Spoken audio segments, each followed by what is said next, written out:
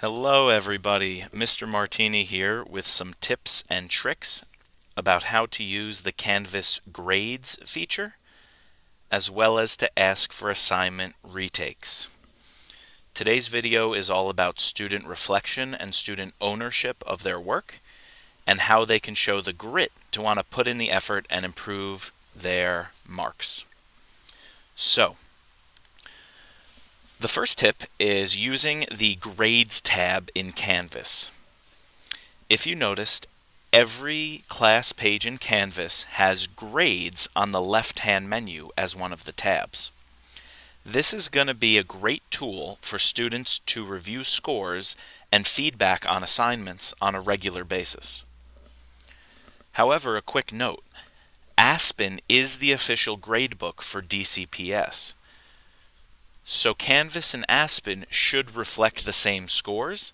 However, it might take time to update as a teacher moves grades from Canvas into Aspen.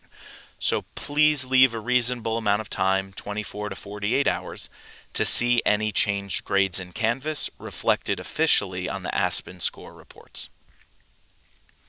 If you would like to know more about how to access and use Canvas, I'll be making another one of these tech tips videos, and I believe the school has a number of other resources available that it can share as well. So look out for my Aspen tech tips and tips and tricks video down the road. When students get to the Grades tab for a class, they will see a list of assignments, both past due and upcoming, and the score if it's already been graded. Additionally, the students can click this speech bubble icon to see any written comments or feedback if the teacher left it for that assignment. So let's take a look at Canvas. When you get to the course page, here's my World Geography page. You'll notice that Grades has a little 1 icon next to it. That indicates that there's one new graded assignment or one assignment with new feedback for the student. So, I'm going to click Grades. You then see a list of every assignment so far as part of World Geography.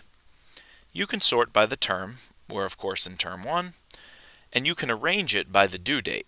I recommend that, so the assignments that were due earlier show up first, and the assignments still due later on show up down below. Now you'll notice this student has submitted one assignment and it was marked late. So it was due September 2nd by 5 p.m., but the student submitted it at some point after that date. However, they still received a 100 on that score. Not all assignments will be that way, but this was our first one of the year, a survey just to get to know you. Alright, you could see the student scored a 100 out of 100, and we see the speech bubble icon over here. Now, if you click the assignment, it will take you and you could see all of the answers that you put for each question. You'll also see that within the question, a little speech bubble pops up if the teacher left you feedback on that question. So I was glad to hear that this student took social studies during their time in elementary school. Okay, you can go through every question and see if there were any notes or comments. It will also mark if the question was correct or incorrect. In this case, it was just a get-to-know-you survey. There were no incorrect answers. On the right, you can see the comments that the teacher left, including ideas of how to improve the assignment if the score was a little low. Hopefully, all comments will be positive and constructive, giving feedback that can lead to growth. So in this case, I said it was a great idea to include a whole paragraph of text with lots of examples and details. Alright, that's how you're going to reflect on scores, and you can always click back or go back to Grades to see the other assignments. You'll notice this one is missing, and we're way past the due date by a few weeks. So this is something that will eventually turn to a score of 0 once it is marked and graded. Notice you can even use this to see upcoming assignments, like the Week 2 Living Through History World Geo Artifact assignment due today, and what assignment's coming next week due September 20th. All right. I also just want to wrap up by sharing a process for resubmitting or retaking work. Now please note, this process may look different in every subject area, and it will vary by teacher, and it also may not be available for all assignments.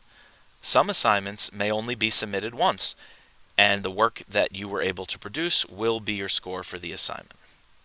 However, should you want to show growth and really put in the grit and effort and hard work to show that you can grow and improve your assignment, here are the steps for my class.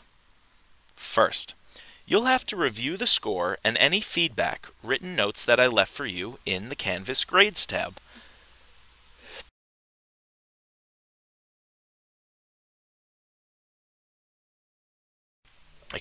Second, you will have to go to the Canvas inbox or email me describing what you think you can improve.